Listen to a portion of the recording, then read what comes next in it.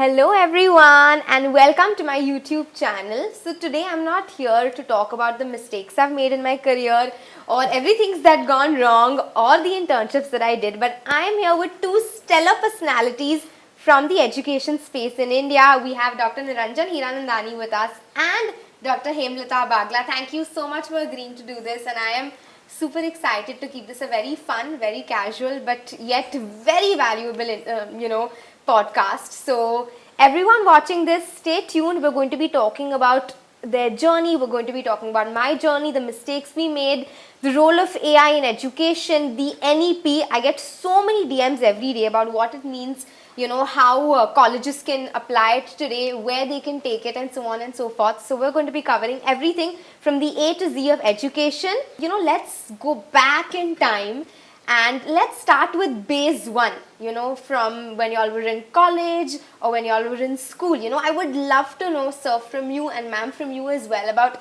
certain school or college experiences that you feel today have redefined where you are.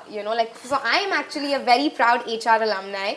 I did my BMS in HR college, under HSNC University, and I think for me, my turning point in college has just been participating in festivals, in college festivals. I was in college and I just loved that. I made so many new friends. I had the absolute best time, and so I would love to know from both of you about, that one college experience or one school experience rather, which you feel like has redefined something unchangeable in your life. Lots of experiences, but a couple of them still remember about school. I was in Campion School, my alma mater, and 5th standard, which means I should be around 10 or 11 years old. Correct. And we had a English teacher, a Parsi English teacher, and she walks into the class in a class of a school where the boys are proud of the English they speak. And she says, and she was teaching English literature. And she says, before I teach you literature, you have to learn to speak good English. And we were all stunned because we all thought we spoke terrific English, being from Campion School. Yes. So what really happened was that she stomped off to the office to the principal and came back after a few minutes and said that I've taken permission from my principal to not teach English literature for 1 month. And she's going to start teaching us pronunciation of English. Wow. And she spent maybe 8 sessions with us in those days. And she taught us how to pronounce good English. And I still remember her for it. And she told me how to pronounce differently a V from a W, which is a who. Yes. And I still, recall those instances. So I think, the teacher and teacher makes a lot of difference. A lot of other stories also, but I think from school at least, that's what I remember. Wow, that's great to know. I think the W and V thing is something we've all learned. Like, I also still have it in my mind, something that my grammar teacher taught me when I was way younger. And ma'am, what about you? So my school started before school. My both parents were teachers. So prior to entering school, when I used to walk down to the, to the playground of a school in the evening with my father, there was a stage. So there were 4 steps to the stage, and I used to jump to play. And one day comes, he says that the headmaster of the school has seen you dancing on the stage, performing on the stage without mic holding this. I was 4 years old that time. Correct. So my first performance, he taught me prior to the performance, before being a student, that they would like to start a program. And I remember the rehearsal he did with me. Walking on the staircase, or the 4 steps, was a rehearsal. Standing on the mic was a rehearsal. Yeah. He said, you have to just go sing and look into my eyes, nothing else. And after the performance, when I saw the smile on his face, it was much more than the clapping which happened or the applaud which happened in the audience. That defined my life, that you have to make your parents proud. And I still wait for that, that shine, that light in their eyes when you perform. So till today I perform for him. Wow. So it really is our parents who are our first teachers, you know, Sure. what everyone has always said. And you know, ma'am, I think you said something very interesting, which is that when you were on stage, your father actually taught you how to hold a mic and perform. You know, the first lesson was not to open the book and study. The first lesson was actually being out there. And I think that is something which is so in sync today with the world that we're in. You know, today everyone knows that your practical experience, your skills, being out there is way more important, or as important as any kind of theoretical knowledge, you know, or a book. So what are your thoughts on that? You know, what are your thoughts on this entire debate that goes on versus skills, practical versus theoretical? I would love to know that. I think both are important. You know, you can't only be practical, especially in this world and time where knowledge is important, not only information. Because what has happened is we have a surfeit of information on everything that we have to do. Even if you want medicine, and you can go on the net, you can go and read books and you can have information. But does that convert it to the knowledge of medicine? No. Whether it's architecture or it's legal profession or any profession, for instance. So I think both are important. The aspect of actually knowing the domain knowledge of what you want to read about or learn about is extremely important. And then, of course, implementation becomes a skill. So how you actually do the work becomes a skill that you have to learn. So I think both are important. In certain trades, skill is much more important than just the domain knowledge. So for instance, if you're a carpenter and you are working, I think if you just know the theoretical knowledge of how these instruments of the carpenter work, to that I would say is less important than actually doing the skill on the ground. So in those cases there. But if you're a doctor, it's not good enough to know how to handle an operation. Yes. It would be much more important to know this, the knowledge and gyan of medicine, operative works and other things to do it. So both are important, but the extent of importance is different. Today, unfortunately, the reverse has become true, which is people are more believing that knowledge of the college learning or the bookish learning is only important. Correct. So I think we now need to go back and also improve our skill sets in so many things, which we haven't really focused on. And you'll see skills are becoming more and more important as we go.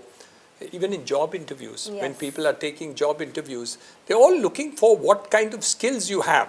Not only because you have a lot of competition of people who have equal knowledge or equal degrees or equal mark sheets. And but now they want to know, you know, what's your skill set? Can you actually negotiate? Can you actually sell? Not just the knowledge of marketing and sales, but actually can you do that deal? Is so much more important, or how you communicate. All that becomes extremely important. So I think both are important, as I said, but in some cases, I think the skill set's importance is much more than other things.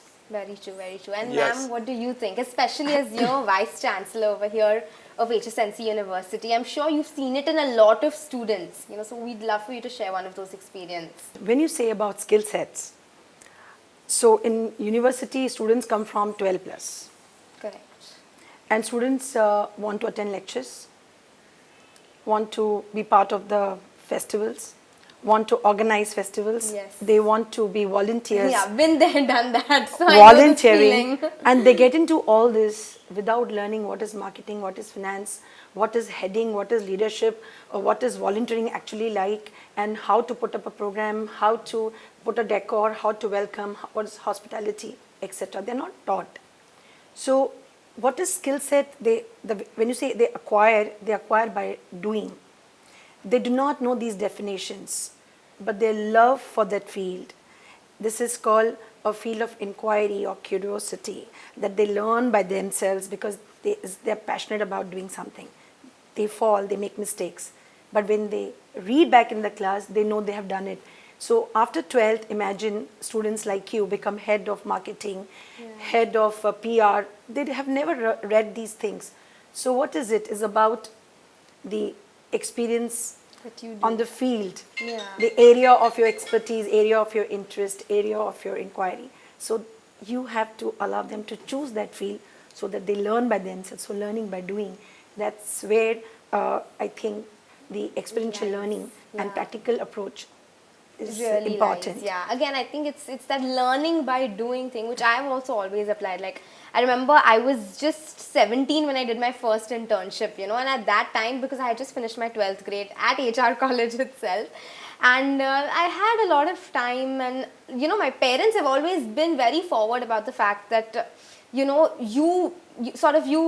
repent what you put in effort for, so if you work very hard, you'll get what you deserve, and if you don't work hard, you're not going to get it, so I always had that. That's why my 10th boards I studied very well for, 12th boards I studied very well for, because I've always been taught this, so after my college also, for me it was like ki nahi, idle nahi baithna, I'm okay to do anything, but I don't want to just sit, so I went ahead, I did an internship.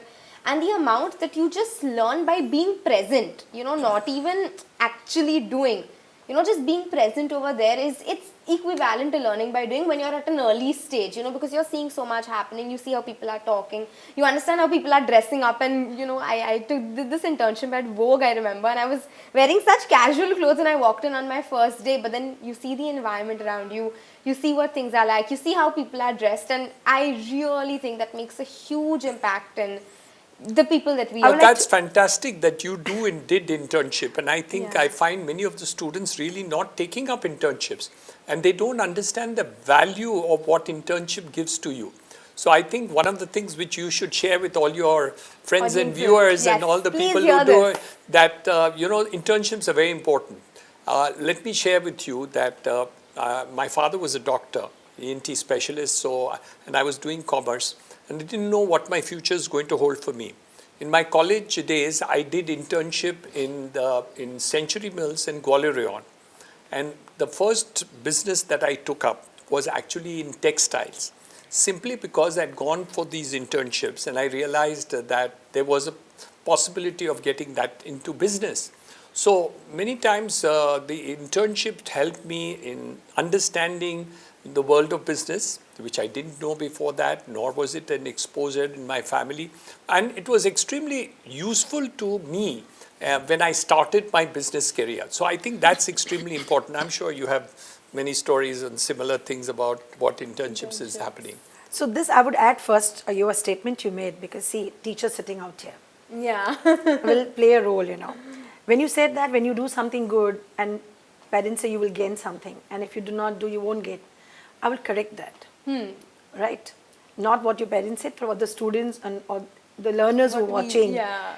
When you do something good and you gain something, but if you do not do something good, but at least you get an experience.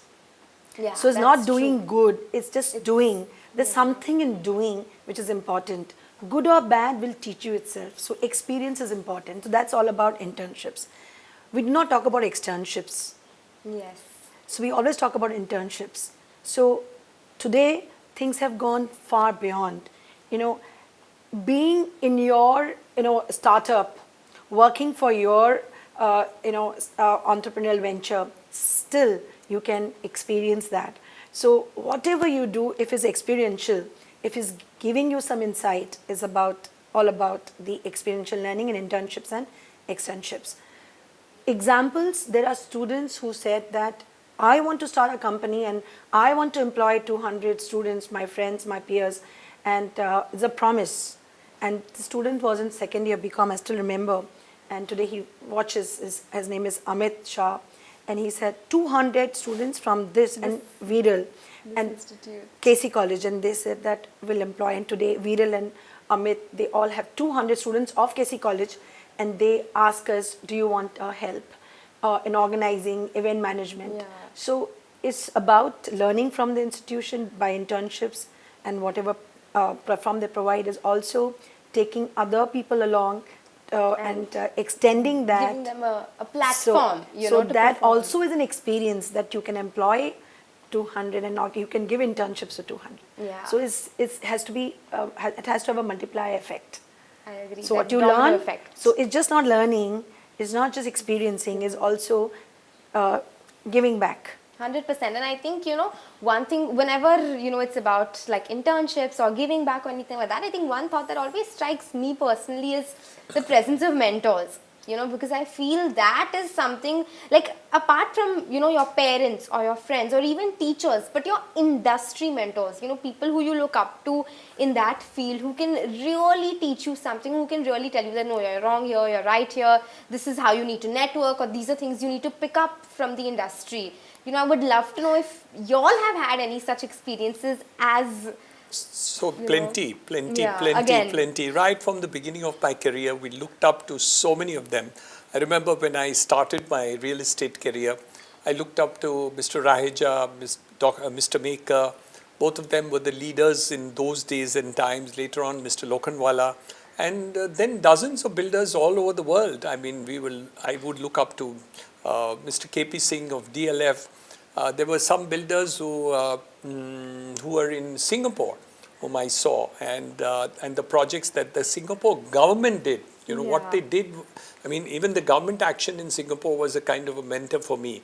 And really, some of the earlier thoughts of my township came from looking at townships in Singapore.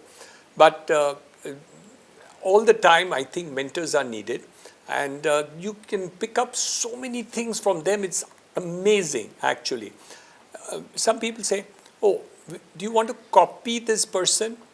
I don't think that's the way to look at a mentor. I think you need to actually learn from a mentor and then use it the way it is appropriate for yourself.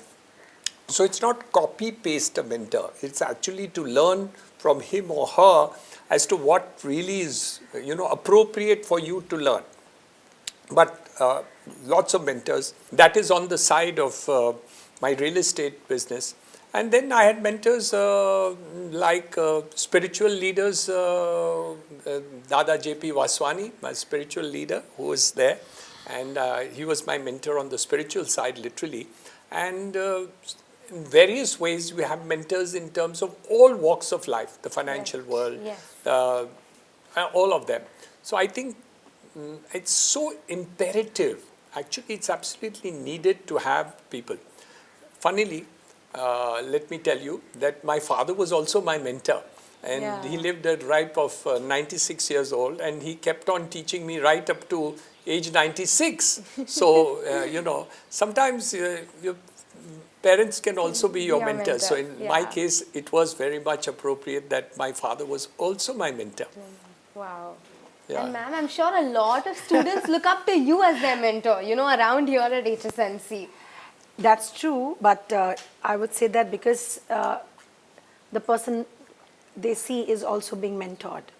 Yes. And I always thank and express my gratitude to God Almighty that I think the day I got into senses, maybe as a child, till today, there has been no, I would say, a path or when there's a bifurcation on a road that there's no one to guide you. So every time when you walk on the road and there's a bifurcation, you don't know when to take right or left. And the messages came. So again, as Sir mentioned, like parents are the first one, your siblings, your family. And mentorship is not just telling you what's right and wrong, also teaching you by the environment, the ecosystem they create for you. So everyone has taught me. I would mention a long list of that until today when I became Vice Chancellor. Sir is mentoring me. And again, I go back to a question that, they teach you right or wrong. I would give you two examples quickly. One is, I will talk about Sir. He has never pinpointed what's wrong I've done. I have to ask, all okay? Everything going wrong? So learning by not finding faults. And I would not say that I'm a perfect human being, because I accept everyone with, I tell them we are imperfect, and we have to accept everybody's imperfections. And they are perfect by themselves. Never been a day that he has mentioned that this has gone wrong. And that the confidence, the faith, it's not that it's you have in yourself, it's been instilled so that you are right and you will learn by your mistakes. So this is, wonderful way of mentorship, and I would like to mentor like this. And I'm still learning. One person also I not learned. Second, in my life, which actually a mentor kind of thing, all through my life, my parents were literally holding my hand and till I did my PhD. So I was a child for them. And I never realized when they left my finger and when I was flying on my own. I don't even know that day. But there have been Major Sharma when I joined NCC. And he was a tough guide, I would say, mentor, everybody. But I thought the person hits me to the core. He pinpoints and gives me 10 times punishment than Than the others, yeah. Everybody said that you are target, you are the target. And the 1 year of training, and there was something coming up, and he had to leave. And when he put a badge on you and did not even look into your eyes and did not even smile and chose the best, then I had no words to even express thanks.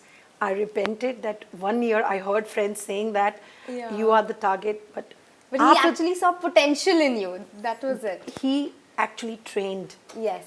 So trained in all different areas of discipline, mountaineering, signaling, first aid, and completing the task. What is a task? He taught me what is a task and what is a task completion. Yeah. Until today, I think invariably every day when I complete a task, I do salute him. Think of him. Yeah, think of him. He is one person who has never forgotten, and unfortunately he died during Kargil war. So so 26th July, I always remember him. But every time, and that's the reason we started NCC and Air Force Wing in university, and I dedicate that to him. Beautiful. That's beautiful. And True. I think both of you said something that really struck me in our conversation. So you spoke about spiritual mentors, and ma'am spoke about how sometimes you just have to take the step and have faith that it'll come. The universe will help you that to the move forward. universe will help you. And for me also, I think for someone who's just 23, I'm very spiritual. Like, my parents always tell me that you're a bit too mature for your age, You should be a little bit light-hearted. But today, now, in people my age, in the Gen Zs, as we would say, there's a new wave of spirituality, And I also know that we have a course at HSNC dedicated to yoga, which is so wonderful because yoga, again, is very interlinked with spirituality.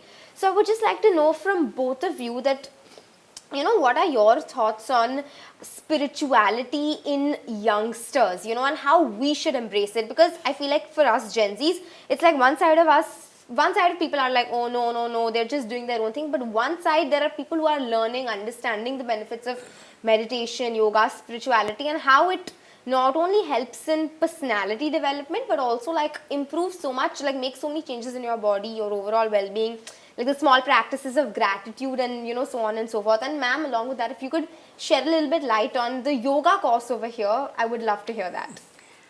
So there have been number of yoga courses for students, for teachers, for lifelong learners. So you have to pick and choose where you want to be, and throughout the year we have it.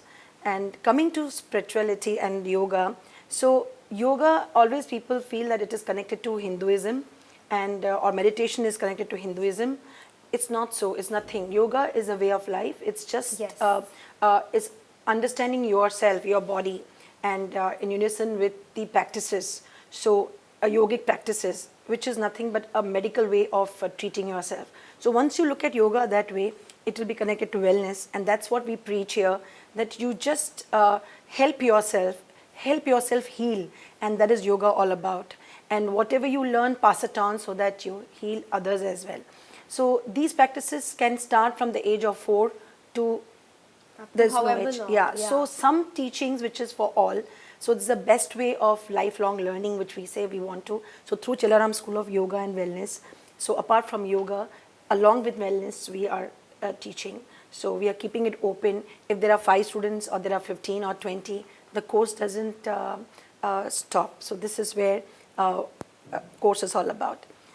Coming to your spiritual connections, I believe yoga and is a way, is like a vehicle which takes you to be with yourself. Yes. And don't look outside, look inward, and stop asking yourself and stop talking to yourself and stop those thoughts and just sit without one word and one thought. So 0 thoughts are difficult. So that is spirituality all about, knowing yourself and exploring yourself. Yes. Irrespective of race, religion, color, class, it doesn't matter. So everyone is spiritual because somewhere everyone has quest and curiosity to know themselves. So I think everybody is spiritual, and they do not know that. Yeah. I think it lies. That's the thing. No, the answer lies within you. Yeah, and different people interpret spirituality differently. Differently. And somebody will believe that prayer is spirituality, and somebody will say Yeah. doing good work is being spiritual. Some person would say being honest and straightforward in this thing. Somebody would be saying seva is spirituality. So I think the question of spirituality actually depends on what you have. For instance, I believe that I'm a karma yogi. So I would prefer to deal with my spirituality in my karmas of what I do. While somebody could be a bhakti yogi and he or she could be spending the lifetime in prayer and be spiritual. So I think the word spirituality really has too many dimensions about it, and it's really how you interpret the whole thing. But I think one thing is certain, which is common to everything, that there is a someone great over there, something which is wonderful, which has actually created this entire universe and people and all that. And each one of us is a microcosm, but we are so complete in each respect that each one of us is complete. I think that's the biggest thing that I can believe in spirituality, and it's beautiful actually. So I love that thought. So true. Yeah. We are starting, this is called primary education, what we're talking about. But when you come to yoga and meditation and wellness, it's called, apart from that, there's a secondary education. So that will be the course which will be made compulsory to each student of the university, along with transcendental meditation, which is just being with yourself. And this we will make compulsory so that we want each one to be introduced to themselves first. Irrespective of what else they are here for. So this is where our Yoga two and programs will start. spirituality comes in. Yes. Lovely, lovely, lovely. That's very interesting to know. And I think one thing that everyone watching is, ma'am, dying to know about is the NEP, the National Education Policy. It was sort of put together in 2020. Also, when coincidentally HSNC was established, right? So from both of you actually, from the perspective of a Vice Chancellor versus a Provost, we would love to know, I specifically would like to know what exactly is NEP, like in simple words, if you can just let our audience know. So it's very simple. Yeah. You create an education policy, you create an industrial policy, you create a banking policy, you create a market policy, various policies, foreign policy of the country. Unfortunately, we waited for 50, 60 years to create a new policy for education. In fact, it was so important to do it. Anyway, finally, it did come about, as you said. And the idea was really to make education appropriate to the needs of our country. So we wanted to actually now make the changes in education that is required, which is appropriate to you, the learning, in this century and time where everything is changing. Yeah. You have artificial intelligence, you have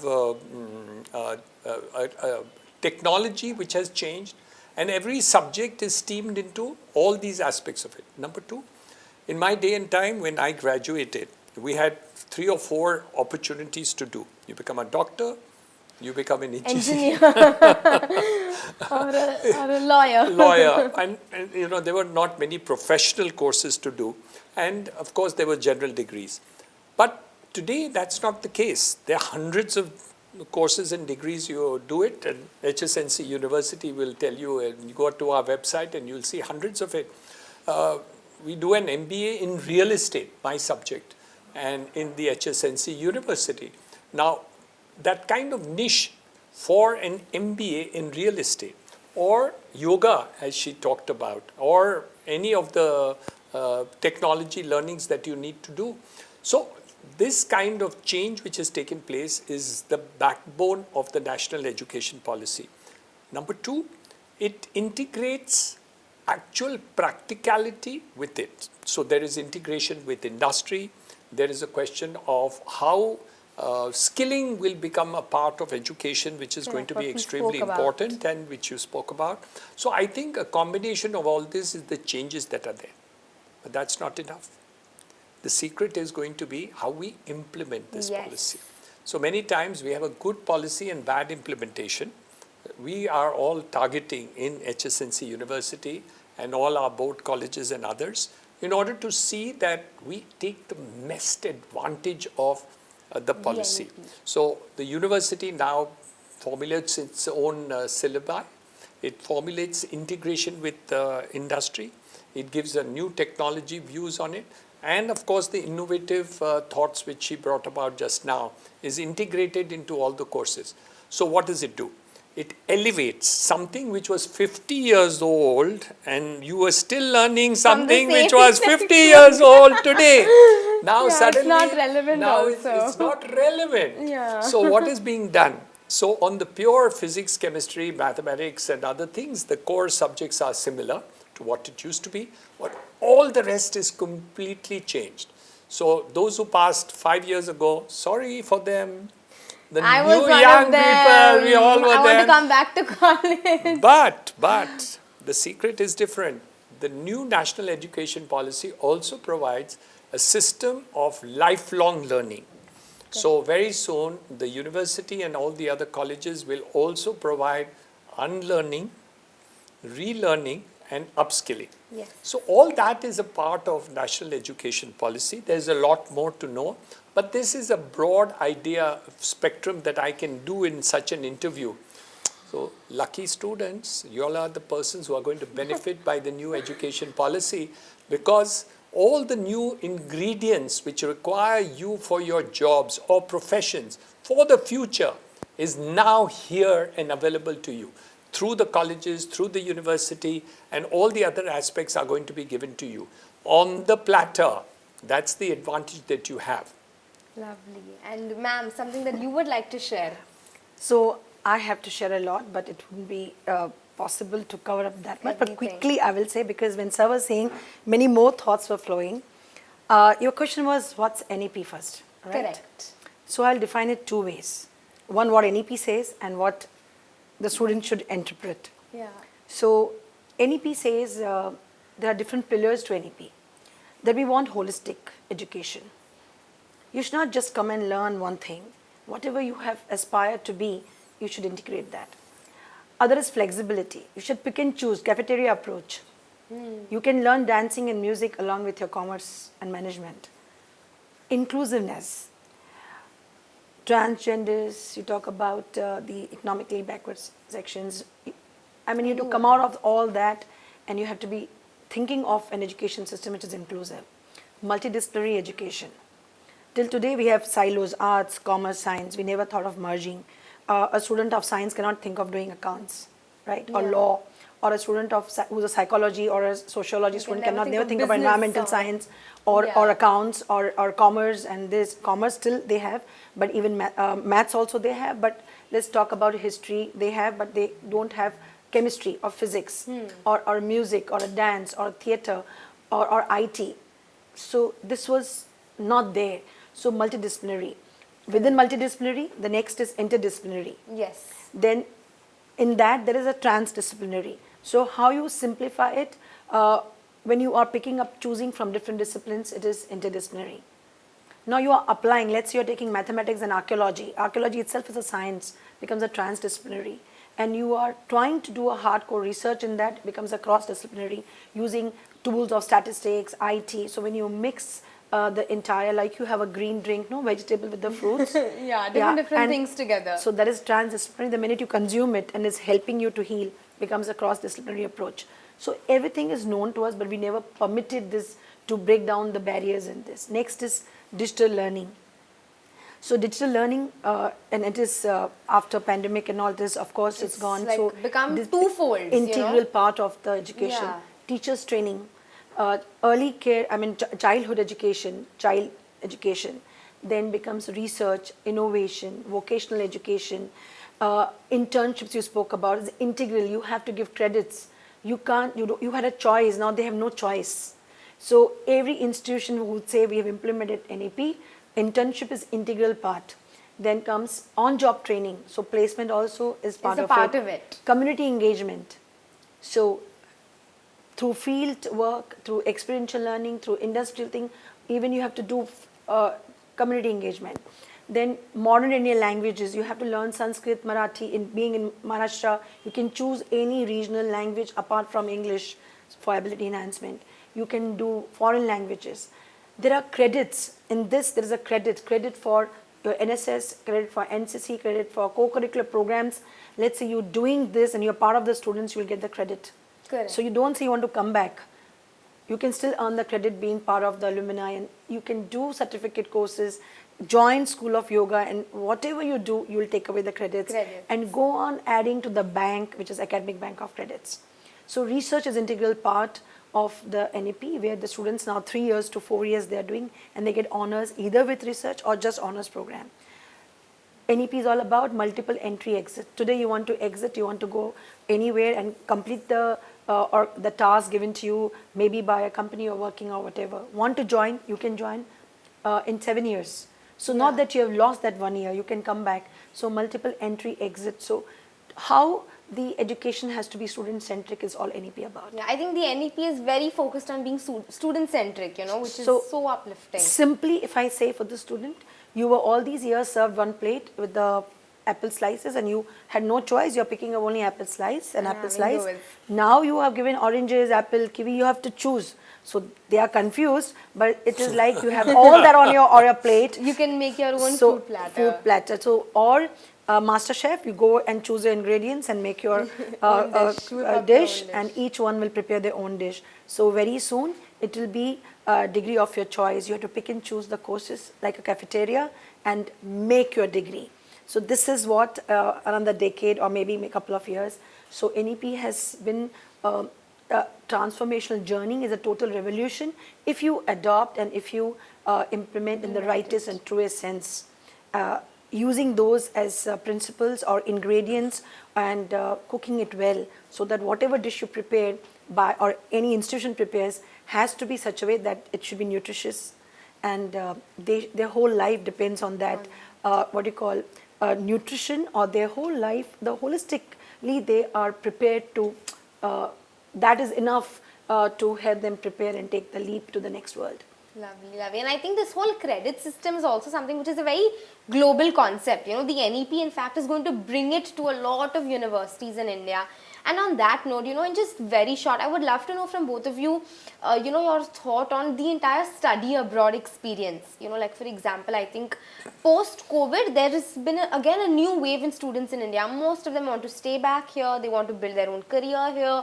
A lot of them feel like, given the global recession, India is doing very well. And, we've all heard that in the next 10 years, India is going to be the superpower. So a lot of people want to stay back today. But in contrast to that, a few years ago, studying abroad was, for some people, it was a very far-fetched dream, but it was also a very, it was just all about that global perspective and education, So what are your thoughts on this entire thing which NEP brings along in terms of giving students a global perspective and that global education which today we all deserve?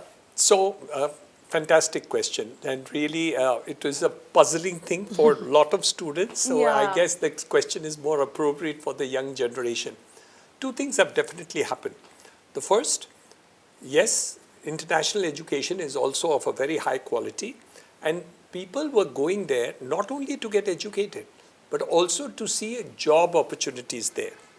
Now what has happened with the growth of India's GDP growing at 7% plus, my belief is that by the end of the year, you'll see 8 or 9% GDP growth in India. I think the job opportunities in India are going to skyrocket. Today, there are a lot of job losses in the United States or in even of the Europe and other countries. So I think the opportunities of jobs in India are going to grow up. So the education in India, if you have it, I think you have a better chance of getting your future here as compared to up. Of course, it's also cost effective. You're paying a bond when you go abroad. So it's cheaper. It's more of a win-win situation. It's a win-win situation for the students over there. Second, yesterday, in the good old days, people would have to get international education to be accepted in the international forums. No more. So a student who is coming from a good university in India, whether it's an IIT, IIMs, HSNC, Ashoka, Jindals, it doesn't matter where you come from. you can go abroad and actually get an opportunity after doing a short course or something and get jobs anywhere in the world. And you have CEOs of multinationals all over the world coming from India. India. Yeah, so I mean, all that is there. So I think, yes, international education has been good. And a lot of our students are still going there. It's not there. But I want to tell the students who are in India not to worry. The jobs in India are going to be fantastic in the next couple of years, as you said it just now. And the future is here and very bright. So the future is if you're here. going there, fine. But if you don't go there, you're equally benefited by the country's prosperity over here.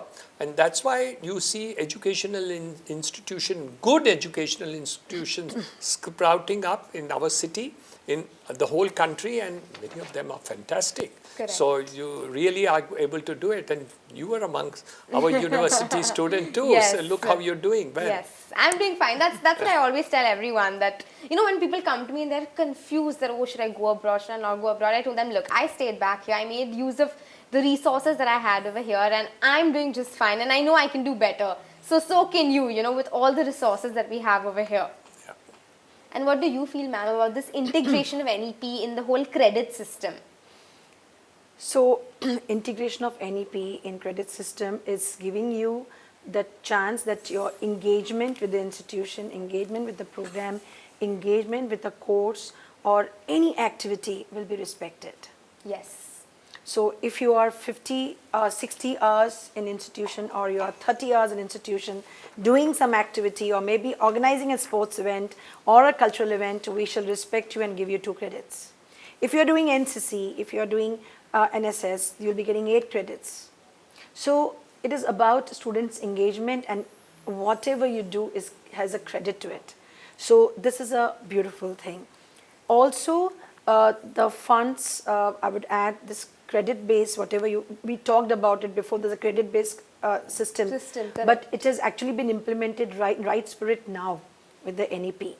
So this is credit based system, that your system, your all courses have certain credits which will help you understand how much is the the course, or how much is the depth of the course and what is going to deliver. Today you announce 1 credit program, they say okay, they're going to take 15 hours of us, and how it is spread, and they can quickly tune in and time in their whole schedule.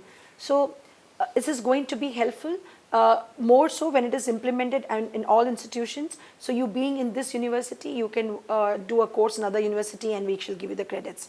So the institutions have to tie up. So your collaborations, your tie-ups have a different meaning now.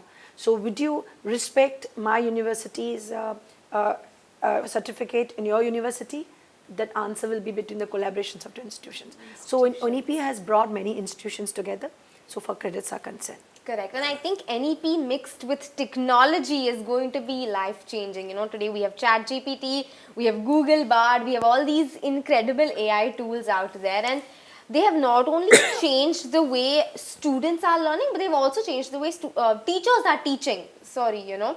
Like, I remember I had come recently, you know, to just do a recce of the place and speak to ma'am, and she was telling me that, you know, at HSNC we're also sort of pushing people to come back to college, because there's so much upskilling, there's so much of learning, unlearning that needs to happen, and technology today, AI specifically, is so advanced that you have to use it. And you know, it's that thing of ki, matlab jise AI nahi aata, or people who don't know how to use AI in whatever they're doing will be left far behind.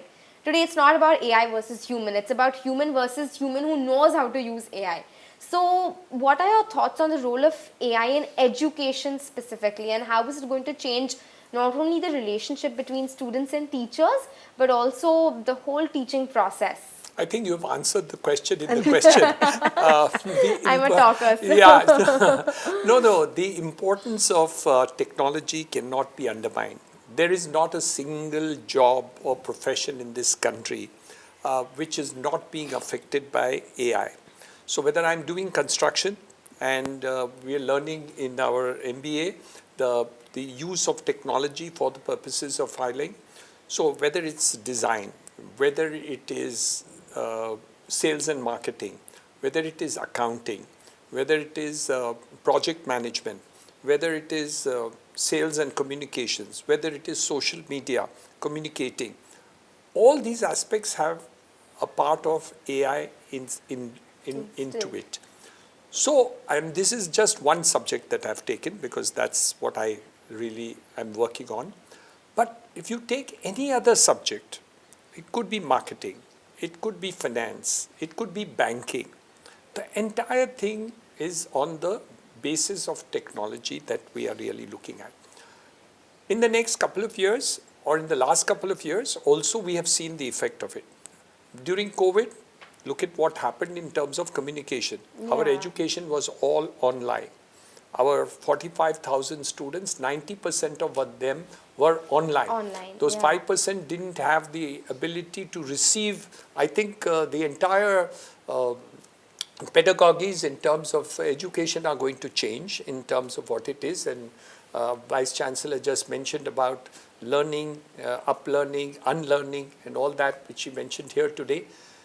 If you use it not only on the offline, which means the classroom learning, but actually support it with technology and online.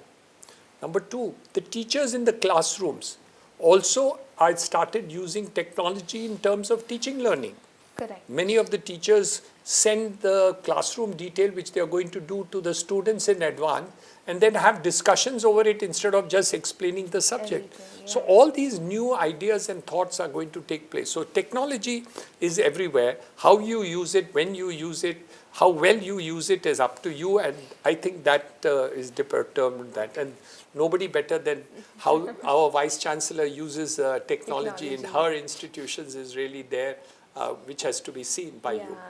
And also this is technology, right? I think the fact that we're able to sit here and shoot together and make sure this reaches millions and thousands of people out there. It's such a positive impact of technology that has come through the pandemic. And I think this brings me to my last segment of our entire shoot. It's a very quick, individual game actually, which I'm going to play with both of you. A very simple word association game. I'll say one word, so we'll start with you, and whatever comes to your mind when I say that, you can just, sort of let everyone know. Are you ready? Should we go? Awesome. Pavai. My dream come true. Your school champion. Fondest memories. Balance. Life is one. You have to be balanced in everything that you do. So true. Books. A resource of information and try to convert some of it into knowledge. HSNC. A great institution and something which I've very close to. Very close to your heart. Success.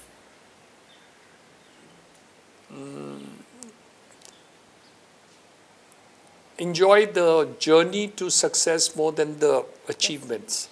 Lovely. Best investment. Learning. Studying abroad. I haven't taken that opportunity. I've done all my studies here. Honesty. Imperative. Exercise. Every day. And finally, the word legacy. What does that bring to your mind? I think closeness to all the people with whom you interact. If you leave some goodwill with everybody, that's legacy. Legacy. Lovely. It's your turn, ma'am. So let's start. HSNC. The dream I envisioned. Women in STEM. My role models. Books. My companions. College life. Launching pad. Best investment. My child. Meditation.